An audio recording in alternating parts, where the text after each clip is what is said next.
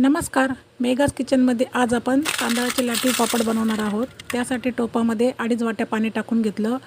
त्यातच आता आपण 1 चमचा मीठ, 1 चमचा पापड खार, पाव चमचा हिंग आणि 1 मोठा चमचा तेल टाकून घ्यायचं आहे। गॅस मोठाच ठेवायचा। पाण्याला उकळी आल्यानंतर लगेचच गॅस कमी करायचा। 2 वाट्या चाळलेलं तांदळाचं पीठ टाकायचं आणि लाटण्याने पटापट घोटून घ्यायचं, म्हणजे पिठाच्या गाठी होणार नाही आणि पीठ सगळीकडे एकसारखं शिजलं जाईल। पीठ छान एकजीव होऊन मऊसर झालेलं आहे। आता आपण त्यावरती लगेच झाकण ठेवून घेऊ आणि 10 मिनिटे मंद आचेवरती शिजवून घेऊ। 10 मिनिटे झालेली आहे। आता आपण झाकण काढून घेऊ आणि लाटण्याने पुन्हा एकदा एकजीव करून घेऊ। पीठ छान शिजलेलं आहे। आता गॅस बंद करायचा, त्यावरती सुती रुमाल ठेवायचा आणि झाकण ठेवायचं।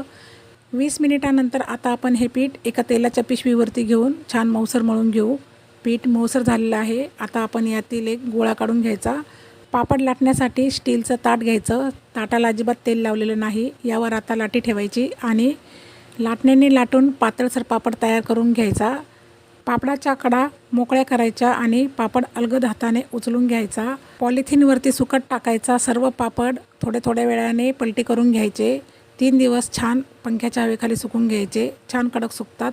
आपण हे पापड भाजून देखील खाऊ शकता। कडकडीत अशा गरम तेलात तळून घ्यायचे। छान फुलतात, पांढरे शुभ्र होतात, चौपट फुलतात। तांदळाचे हे लाटीव पापड नक्की ट्राय करा। धन्यवाद।